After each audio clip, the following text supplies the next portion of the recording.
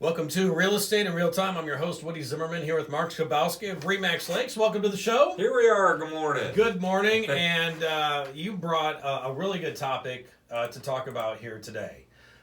Because we think about the nation right now, the nation in crisis because of the pandemic, Right. but the housing market is just continues to soar.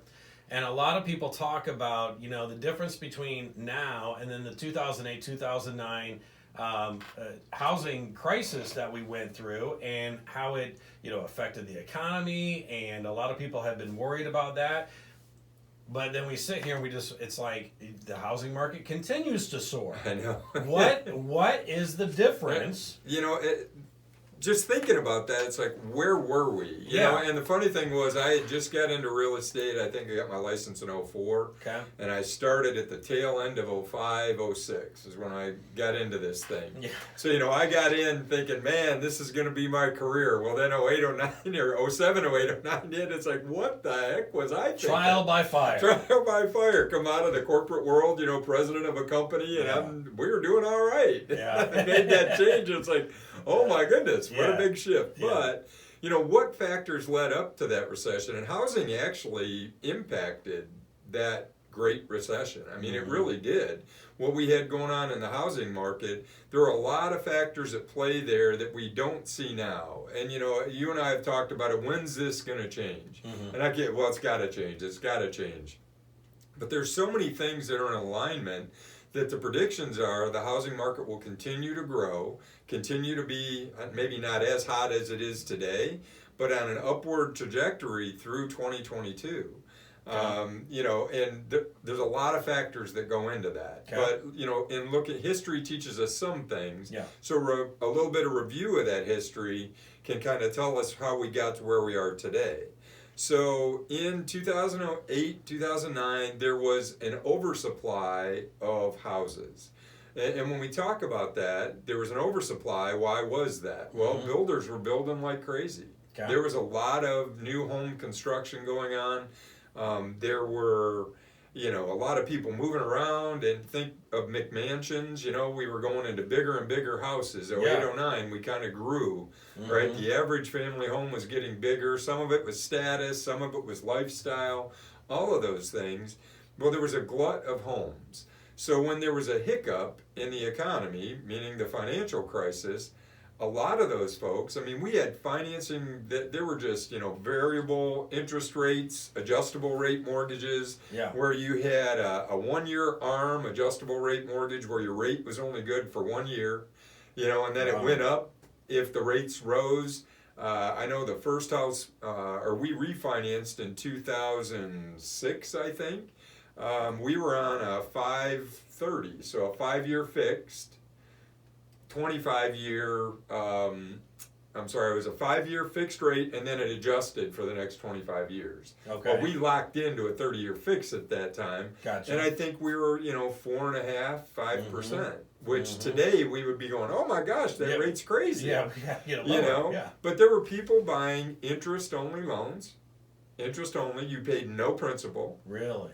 You had those adjustable rate mortgages, which, were great, because at the time you get a lower rate. If interest is 5, you can do an adjustable rate. You get 3%. Okay. It can increase at 0.5% a year for so many years, and then it caps out at some astronomical rate. We don't see any of that anymore, right? So there have been a lot of changes in the finance world, and the loan packages that are offered by lenders. Pretty much we're back to where we were before all those creative financing methods were in 08 and 09, which led to an artificial feel good for people that were buying. And I was right in the middle of that. Why would I not buy with an adjustable rate? Okay, I can fix it for X years. I'm taking the risk that the rate's not going to increase, but they did. We were all buying in that time. We were kind of in that situation. So those factors led to the housing bubble. It did. People were buying who probably shouldn't have been buying. The restrictions on lenders have tightened up considerably from what they were then. There's a lot of lenders went out of business because they were doing shady stuff. Now I say shady stuff. It was within the federal guidelines, but they've tightened those up. considerably. Yeah. Wow. So financing was a big part of that. Oversupplied, there was a lot of houses. So when these people, when the economy tanked, when the economy dropped, they went into foreclosure. Yeah, there was foreclosures all over the place. Yeah, so you've got a lot of homes that aren't really maintained very well on the market that drove prices down. Right. Therefore, there was no new construction. You see how the snowball gets rolling, Yes. and it just goes and goes, and that really shows the impact that housing has on our economy.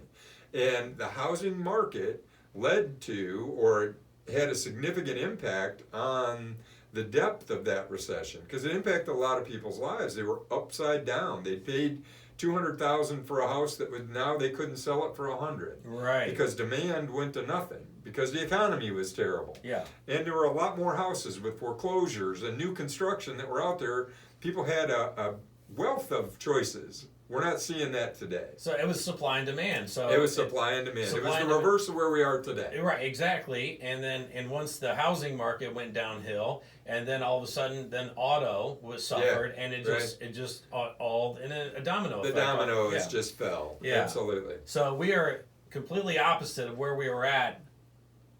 In 08 Totally and 09. opposite. Okay, Totally opposite. all right. But what do you think about this situation that we're in right now? Because it can't continue the way it is right now. It can't. And after the break, we'll talk about how I think we're going to get out of that. All right, sounds good. That's coming up here next. You're listening to Real Estate in Real Time. Welcome back. You're listening to Real Estate in Real Time, and we're talking about the differences here on what's going on right now with the state of our economy and so forth, and back in 08 and 09, and we're clearly, it's completely the opposite of the recession from 08 and 09. Yeah. The housing market, it's still booming, Yeah. but we can't possibly be moving, this can't continue because we're moving at light speed right now. And properties that are going up, they're selling within a day or two, and it's just so it can't stay where it's at right now. So what is going to happen What next? is going to happen? Well, Nostradamus, please. Yeah, very good. Well, I'll be right in a century, maybe. We'll see. Somebody will time capsule this, Yeah, right. right? And then Yeah. play it. But, well, what I think is going to happen is we're seeing more and more new construction. I mean, new building permits are increasing. We're seeing new homes come on the market. Mhm. They are definitely at a higher price than what we would have considered a year ago, 2 years ago, Right. whatever. But the fact is, there is some new construction happening. So at the end of 08-09, we had a lot of builders went out of business. The new construction went to zero, essentially, for a long time. We're starting to see that build back up. We're seeing people get back into the mix and build new homes. Well, when there's new homes being built, people that have existing homes have somewhere to go. Right. Where that has been the biggest complaint, the biggest concern, and what I've counseled sellers on forever in the last 3 years. Where are you going to go? Until that's alleviated, people aren't going to be as comfortable moving. They just are not. Because what happens? I put my house on the market, it sells in a day. Now where do I go? Yeah. We've talked with buyers how you can win those multiple offer situations by giving the seller some freedom, some feel good to where they know they can move. And we're seeing that pretty regularly, so that's helpful. But new construction is going to be where it's at. Along with that, I think the vaccine is going to have a significant impact. When this all started, people were taking their houses off the market. They didn't want anybody going in. We talked about, I felt like I was going into surgery to show a house. Yeah. We were putting booties on, Gloves, masks, gloves. People had, disinfectant all over the place. I mean, Clorox wipes, I carried them around in my car so I could wipe the door handles down as we went in. The vaccine has helped some of that. I think a little bit of education and experience with what's going on with this has helped with that, so people are more comfortable putting their homes on the market now than they were. And along with that is just the demographics of the population. So I think long term, we're going to see housing continue. We're not going to see the bubble burst like we did in 08-09 for the reasons we talked about, financing, lack of inventory, but also the millennials and Gen Zers are getting to home buying age. Yeah. And, the pandemic has fueled getting out of the cities. It's fueled some desires that those types of buyers, 4-bedroom houses as we talked about, because maybe we're going to have to homeschool, maybe we're going to have to work from home. So homes that have, space where I can have a home office, it's changing the way that we're building today, the size. So we're going back to a little bit bigger houses. Yeah. So 809, we were building up to those McMansions. We saw 10, 11, 12. We started seeing downsizing. Yep. Now we're seeing homes start to go up again because of the shifts, because of technology.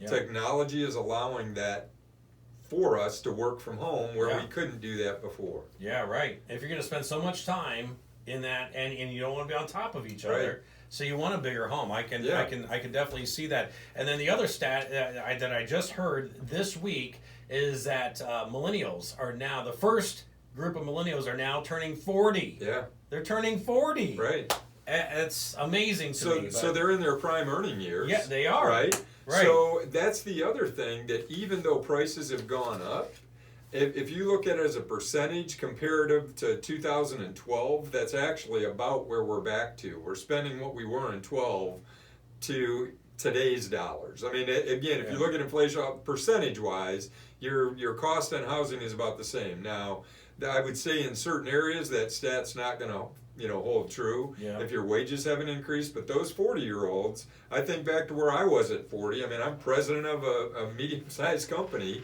It was a different lifestyle for me than where I was when I was in my 20s. Yeah. So you're into those prime earning years. Right. So, I think we've got the millennials, then you get Gen Zers following up right behind them, and there's a bunch of them. So the technology has really improved our ability to access information. Well, it's a blessing and a curse. There's more information out there than what we would like to have in many cases, because information overload. There's stuff out there. People listen to the radio today. They're listening to us, but they're listening to 400 other people. Not that, hey, we want to be the single source of information, but you have to understand how to filter that information. What's the reason that this person's telling me what they're doing, or why is this website telling me what it's telling me? So overall, I think the market's trajectory is going to be good for the next year and a half. About 40 seconds here, just about current market conditions. Oh, What's my goodness. on the market right now? So there's a whole 30. Last week there was 34.